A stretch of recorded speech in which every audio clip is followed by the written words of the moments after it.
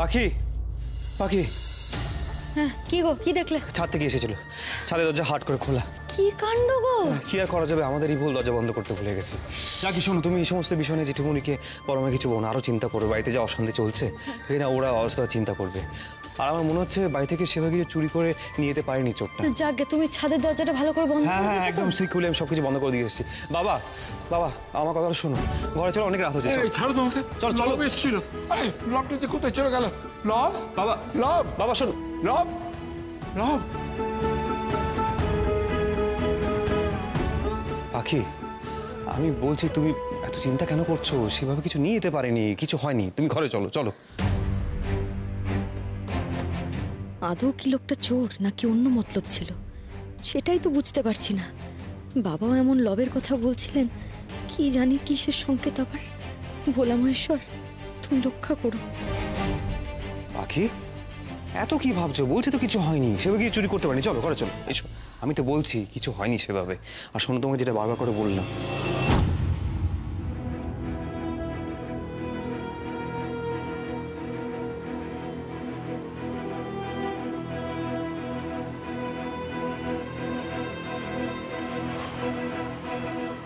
যাক বাবা, তাহলে নিশ্চিন্ত আমায় কেউ দেখতে পায়নি।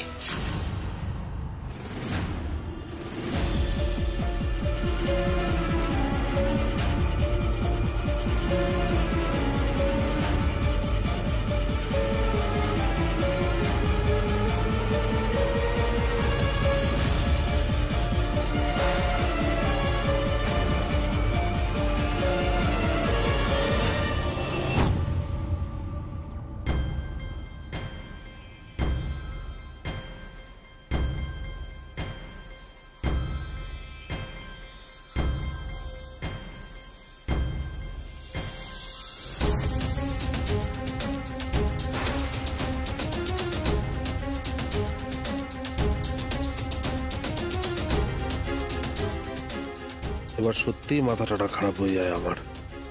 এ তো একেবারে মূল্যবান দুষ্প্রাপ্য সব মুদ্রা। না না, একটা দুটো না, সবটাই আমার, সবটাই। কত কত টাকা, কত কত টাকা।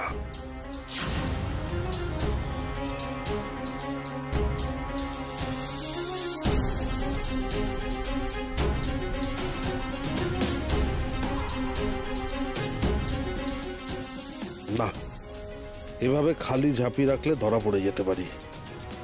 কিছু একটা ভারী জিনিস ভরে।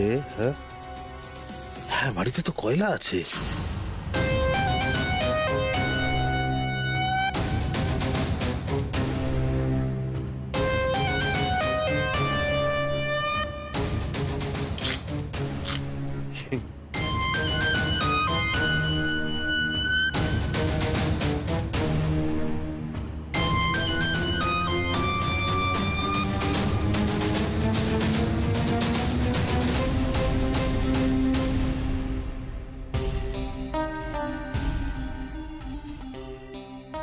এবার এটা লুকোনোর পালা।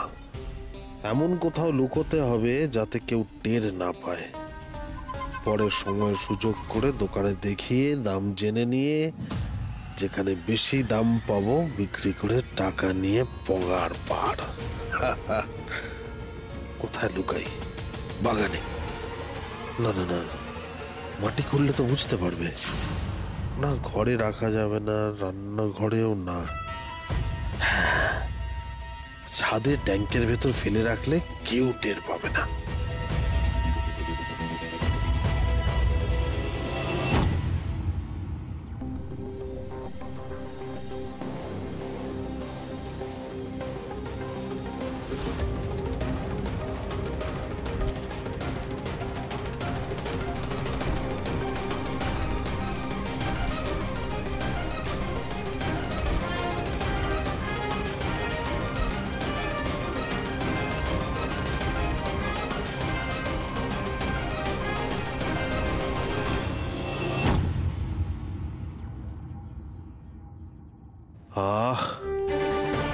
আজ রাতে অনেক দিন পর শান্তির ঘুম ঘুমাবো।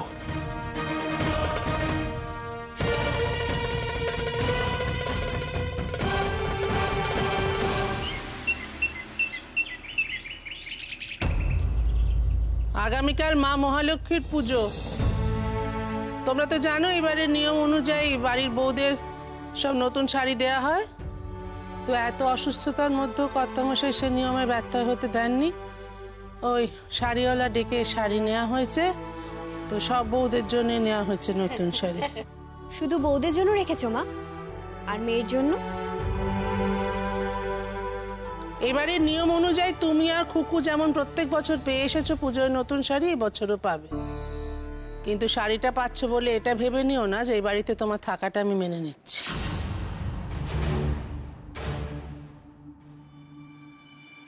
তুমি মানো যাই না মানো, কার কি এসে যায়। গেলে কি আমি এখনো এখানে দাঁড়িয়ে থাকতে পারতাম?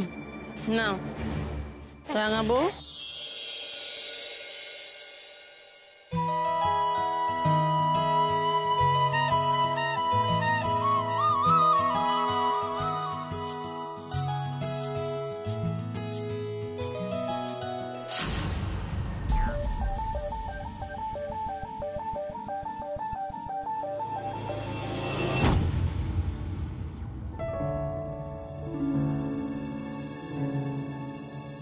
এটা কি শাড়ি দিলেন মা? মানে মা, আগের বছরও তো মহালক্ষ্মী পুজোয় আমাদের দামি গয়না দিলেন, কত দামি কাঞ্জিভরম শাড়ি দিলেন। আর এই বছরে মা এরকম তাঁতের দূরে কাটা শাড়ি? হ্যাঁ, এই শাড়ি হাতে করে দিলেন কি করে মা?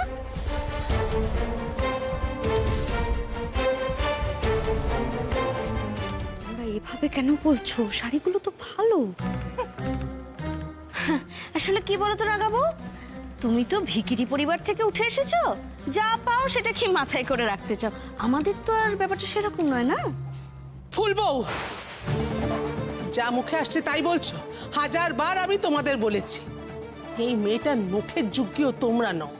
বলছি যে জেঠুমনি শুনতে পেলে আবার উত্তেজিত হয়ে চলে আসবে। তুমি একটু শান্ত হও বড় মা, প্লিজ প্লিজ। বলছিলাম যে পাখিকে ছোট করলে কিন্তু ও না ছোট হয়ে যাবে না।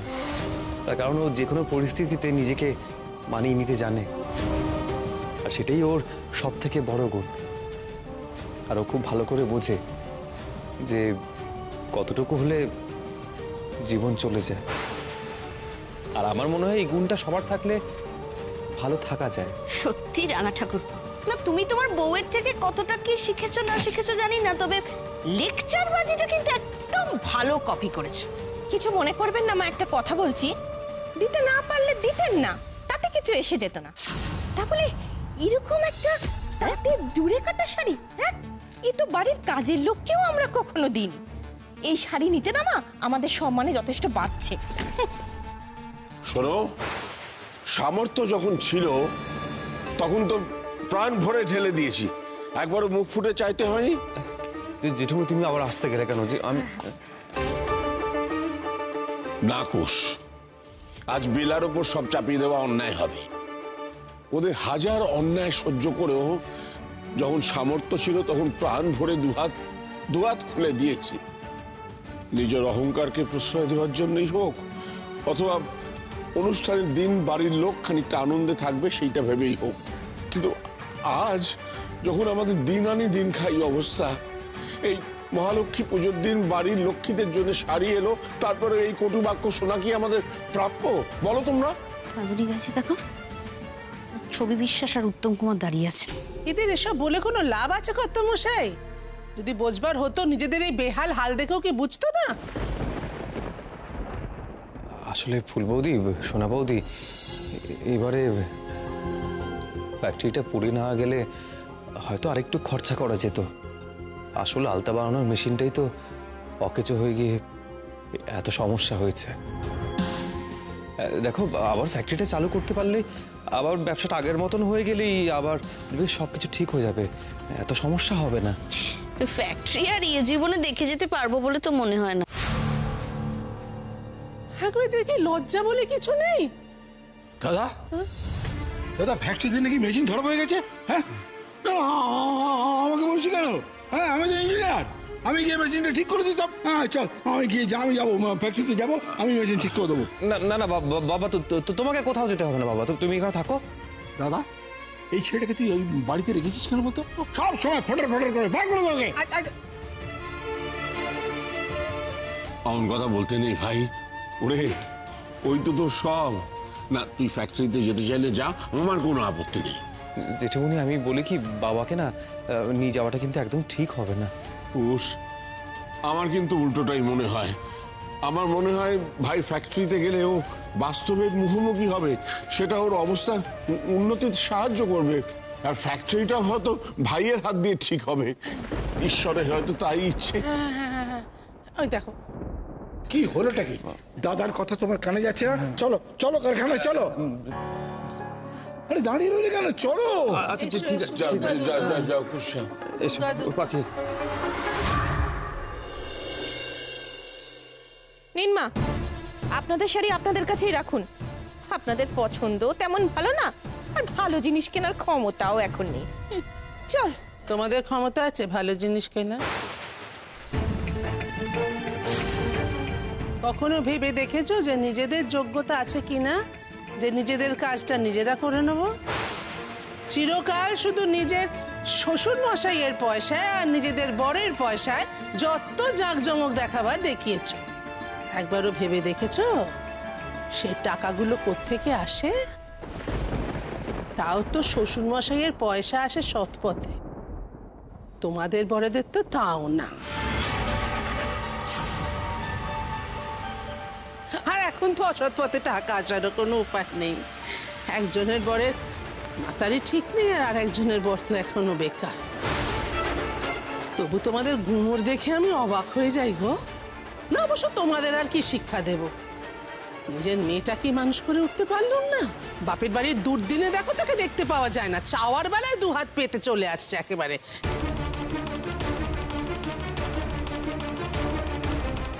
বলে নাও বলে নাও, সব মুখ বুজে সহ্য করে নিচ্ছি। আমার কাজ না মেটা পর্যন্ত আমি সব সয়ে নেব, সব। বাবা, মনি তর্ক না করে বেরিয়ে গেল। উন্নতি হয়েছে মেয়ের।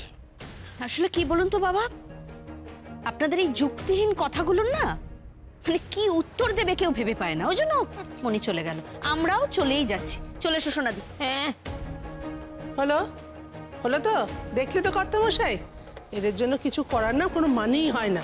আর কখনো তুমি এদের জন্য কিছু করতে যাবে না। আরে বাবারে বাবা, বুকে বুকে মাথা আমার ধরে গেল গো। ওর মা, আমি বরং তাহলে একটুখানি আদা দিয়ে চা করে দিই আপনাকে। ঠিক আছে, আসছি। আমি আর কাজ করি কর্তামশাই, রাঙাবু চা নিয়ে আস্তে আস্তে আমি মাকে একটু ঝাড়পোঁছ করে রাখি, কাজ একটু এগিয়ে রাখি। হ্যাঁ যা বেলা, খুব সন্তর্পণে কাজটা করবে। মানে মুদ্রাগুলো যে ওখানে রয়েছে কেউ যেন জানতে না পারে। না খালি তো বাড়ির লোক নয়, কাল তো বাইরের লোকও আসবে। এত বছর ধরে মায়ের পুজো হচ্ছে, কখনো এতাল বেতাল কিছু হয়েছে তুমি দেখেছো? হ্যাঁ, প্রত্যেক বছর যেমন সামলায় এবছরও সামলে নেবো, চিন্তা করো না। আমি তাহলে ঘরে গেলাম, তুমি কাজ সেরে এসো।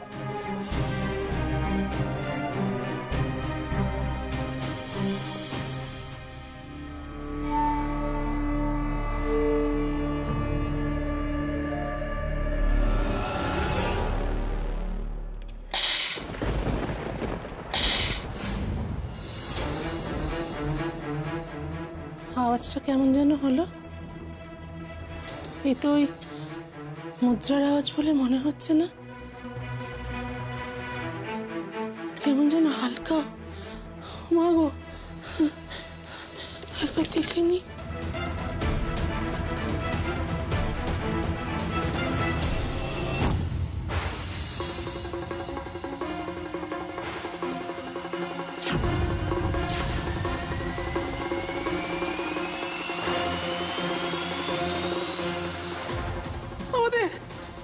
সর্বনাশ হয়ে গেল গো। তিল তিল করে বাঁচিয়ে রাখা বাইরে গুপ্তধনে যে কাঠ কয়লা হয়ে গেছে, কিচ্ছু নেই। আমাদের কি সর্বনাশ হয়ে গেল মা, কি করলে তুমি?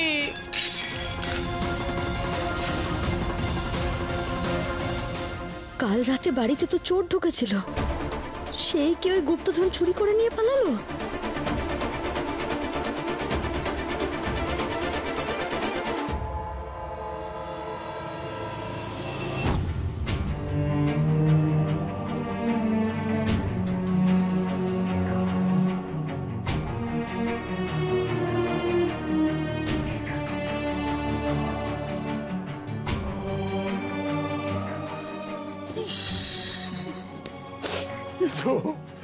এই তো সব পুড়ে গেছে, সমস্ত পুড়ে ছাড়খাড় হয়ে গেছে। কি কি হবে এখন? কি হবে? কি হবে? আহা, এত পেটি আলতার অর্ডার কি করে দেবো? হ্যাঁ, দাদাকে আমি কি বোঝাবো? আচ্ছা আচ্ছা, বলো তো কর্মচারী, বলো তো আমাদের ফ্যাক্টরির আর সব লোকেরা ভালো আছে তো? মানে তাদের দিয়ে আলতাটা বানাতে হবে তো? তাদের দিয়ে কি এই তো আমার ফর্মুলায় তৈরি সেই যন্ত্রটা। ইস, এই মেশিনটাকে এইভাবে পুড়িয়ে দিয়েছে। না না, এটা আমি ছাড়িয়ে দেবো, এটা আমি সব ছাড়িয়ে দেবো, বুঝলে? আমি ঠিক ছাড়িয়ে দেবো। বাবা, তুমি আমার কথাটা শোনো বাবা। দেখো, এই মেশিনটা পরে ঠিক করা যাবে, ঠিক করে নেবো। একটু টাকা পয়সা জোগাড় করে নি। তুমি এভাবে ভেঙে পড়ো না বাবা, তুমি এখন বাড়ি চলো। তোমাকে যেতে বলছি, তুমি যাও না। এই মেশিন ছাড়াতে হবে তো। আমি ছাড়া কে পারবে? এটা তো আমার তো ফর্মুলায় তৈরি হয়েছে, আমি ছাড়া কেউ আমাদের ফ্যাক্টরিতে আর কে আছে ইঞ্জিনিয়ার? আমি ছাড়া কেউ আছে ইঞ্জিনিয়ার যেটা সারাতে পারবে? চল চল চল। আমার কথাটা শোনো, দেখো দেখো মেশিনের যা অবস্থা, এটা এখন সরানো যাবে না। তার মধ্যে এত কিছু লেগে টেগে রয়েছে, পুড়ে গেছে সব। তোমাকে আমি কি বলেছি? ওই তুমি বলিনি না ওই যন্ত্রপাতি বাক্সটা একটু নিয়ে এসো, একটু দেখো আমি কি করে সমস্ত মেশিনগুলো আমি সারিয়ে দেবো। আমি পারবো, আমি ঠিক পারবো, আমি দেখো। তোমার সবটা মনে পড়লো বাবা, শুধু আমায় মনে করতে পারলে না তুমি? তোমার কুশকে তোমার একবারও মনে পড়লো না?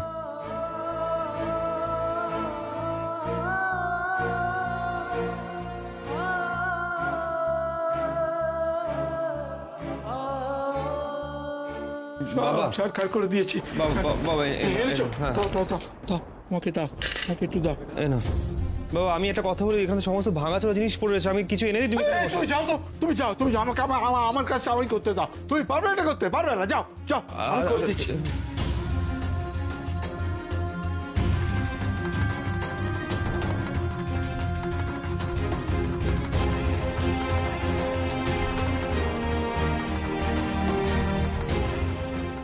আমার কি সর্বনাশ হয়ে গেল রাগাবো। এই দেখো, মায়ের সব সম্পদ চুরি হয়ে গেছে। কত মুশকিল, কি করে বলবো? কত মুশকিল যে করে ভেঙে পড়বে না কথা শুনলে। মা, হ্যাঁ, তুমি কি ক্ষতি হয়ে যাওয়ার কথা বলছো? মা লক্ষ্মী আমাদের ছেড়ে চলে গেছে। ও, জেনে গেছে তার মানে? এই তো লক্ষ্মী এখানে বসে আছেন, কে নিয়ে যাবে আবার? না ফুলবো, মা আছেন ঠিকই, কিন্তু মা ঝাঁপি থেকে আমাদের এত বছরের গচ্ছিত গুপ্তধন চুরি হয়ে গেছে। এই দেখো।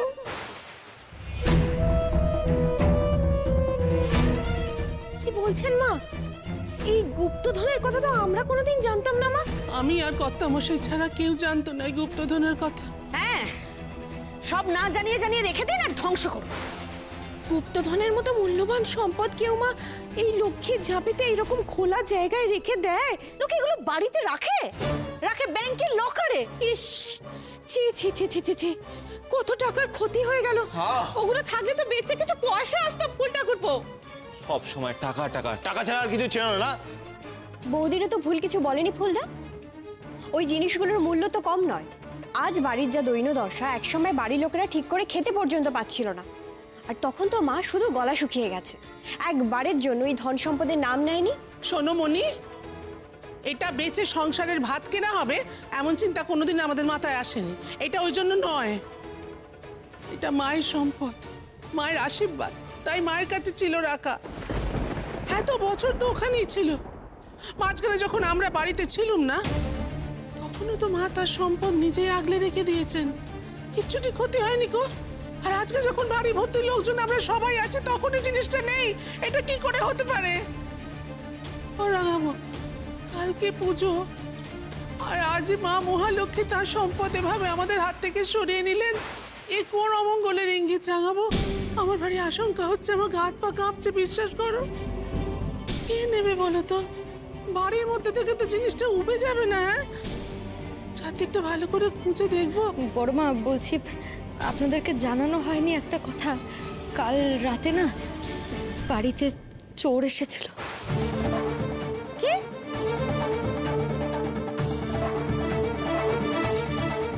এত বড় কথাটা তুমি এতক্ষণ বলনি? তুমি এই কথাটা কাল রাতে আমাদের জানাওনি কেন? ওদের তখন না অনেকটা রাত, আমি আর কুশবাবু চোরটাকে ধরেছিলাম। বাবাই প্রথম দেখেছিল চোরটাকে, কিন্তু ও না আমাদের হাত ফসকে পালায়। দাঁড়া তোরে, এই দাঁড়াও দাঁড়াও, পালাচ্ছ কোথায়? দাঁড়াও দাঁড়াও। পাখি তার কাছে কিছুই ছিল না চুরি করা জিনিস, হাত হাত দুটো পুরো ফাঁকাই ছিল। তারপর তো আমরা সারা বাড়িটা খুঁজলাম, সব জায়গার জিনিস কিন্তু জায়গাতেই ছিল ফুলদা। তখন মনে হলো চুরি করার আগেই আমরা চলে এসেছিলাম, তাই ও না চুরি করার সুযোগটা পায়নি। এত অশান্তি, এত চিন্তা আপনাদের মাথায়, তাই তাই আমি আর কিছু জানাইনি কাউকে। ও এটা কি করেছো তুমি? তোমার কাছ থেকে এত বোকা কথা আমি আশা করিনি রাঙাবো। চোর যদি কিছু জিনিস নিয়ে যায় তোমাকে দেখিয়ে হাতে করে নিয়ে যাবে? হ্যাঁ, সে কখন কোথায় কিভাবে লুকিয়ে নিয়ে যাচ্ছে তুমি জানতে পারবে? সেটা তোমাকে দেখিয়ে নেবে। আগে জানলে তবু কিছু করা যেত, কিছু একটা বন্দোবস্ত তো নিতে পারতাম। ও মা, এ কি করলে গো মা, এ কি করলে? ও আমি আর ভাবতে পারছি না, আর ভাবতে পারছি না। এখন বড় মাকে কি করে বোঝাই যে ওই চোরের যতটা কাছাকাছি আমরা ছিলাম তাকে ধরার জন্য, তাতে সে কিছু চুরি করলে আমরা একটু হলেও টের পেতাম। কিন্তু এই গুপ্তধন হঠাৎ চুরি গেলই বা কি করে? আর যদি সেই চোর এটা চুরি করে না নিয়ে যায়, তবে করবেই বা কে?